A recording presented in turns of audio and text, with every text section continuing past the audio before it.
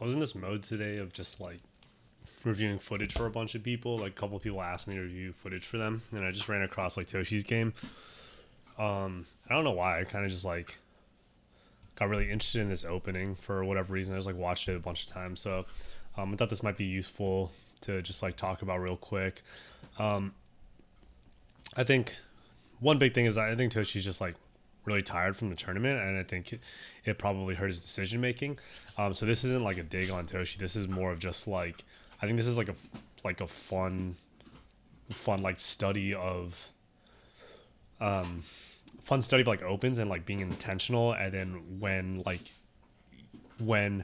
you're too reactionary, how it can like really have a compounding effect of like just putting you in a really bad position. I'm realizing more and more like a lot of this game is just sort of about like being intentional about what you're doing, and then just like really having a reason to do certain things, and then not just sort of like reacting to what's on the map. So I think this is a really good example of that.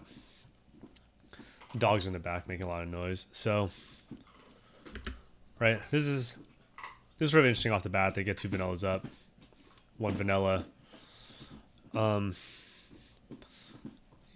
then I don't know, the drones on Toshi's team are kind of like moving around kind of weird. Like nobody goes up second speed. First speed's like a little bit late. Like whatever. Either way. I'm getting away from the point that I wanted to make. So this is what I want to look at.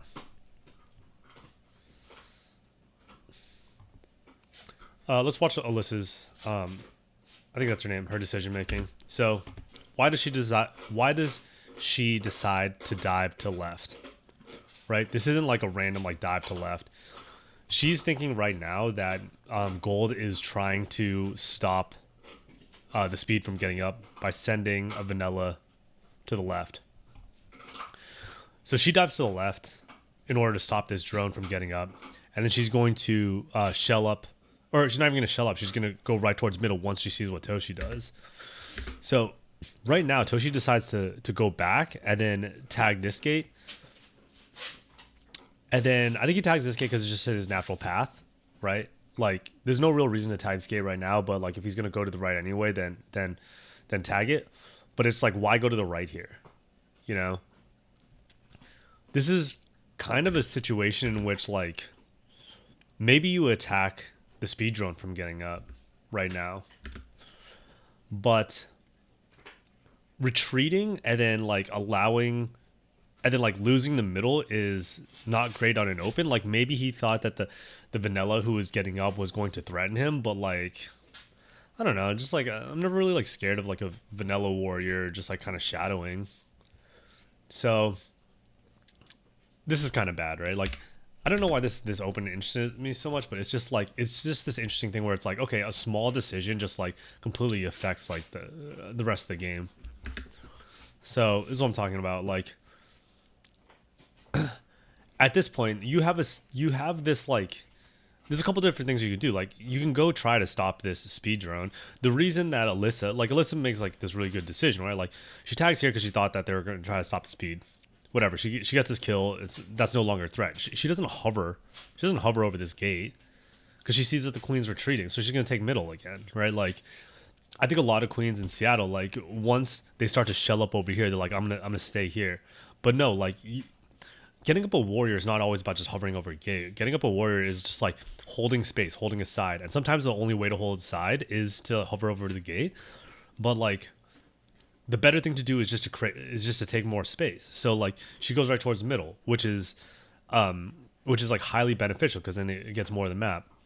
And then when she sees that Toshi retreats even more, she's going to take away that space again. Right? Like this is just something that like we just don't see Seattle Queens doing a lot, right? Which is just like controlling space rather than reacting to the warriors. Right now, there's like two things Toshi can do, right? Like Toshi can make them shell up over here. Maybe this warrior makes it so that it's risky to do that, but like you can still sort of hold mid because you can rely on this warrior in order to get your speeds up. Like is this vanilla really going to try to challenge this speed from getting up? Like I don't really think so. The other thing that he can do is just trap this warrior, right? Like you have a warrior to the right, you have a sandwich position over here. Maybe you pick off this warrior. But I think the wrong thing to do is to go all the way to the right, and then now you have to shell up over this gate. And then now there's even a worse setup, which is like instead of shelling up over this gate because like you didn't get your speed up yet, like he retreats even further and goes to the left. Like there's no reason to go through the wrap over here. They already have 2 of their speeds up. You don't have any of your speeds up. Like all you have left is this vanilla warrior, and then even worse, like you don't even have snail. So retreating here like it puts you in a really really bad position, and then like the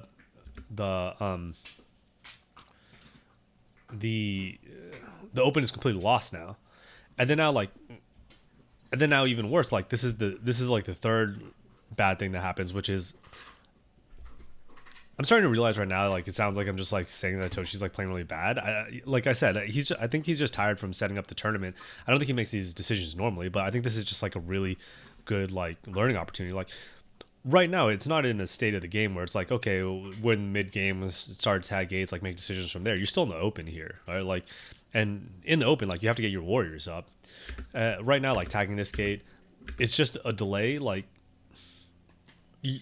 you're not achieving your goal by tagging this gate. Like at this point, like you have to hold one of these gates.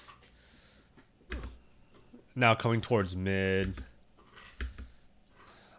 like yeah, I mean this is all just sort of like a huge struggle. I mean that's all I was looking at. Like I don't know, this open is just so interesting because it shows the difference between like holding space and then holding space to get warriors up versus like just trying to hold a gate, right? Like Alyssa just I don't know, I think I'm like pretty impressed with her play of just like understanding what she wants to do, and everything is very intentional, right? She sees the map a lot, right? Like she sees that like, oh, she's not diving back for no reason. She thinks that this drone is a threat, and that's why she's doing what she's doing, and she doesn't delay. Oh, so I meant this drone, right? Like I think the majority of our queens delay here, and then they see what happens.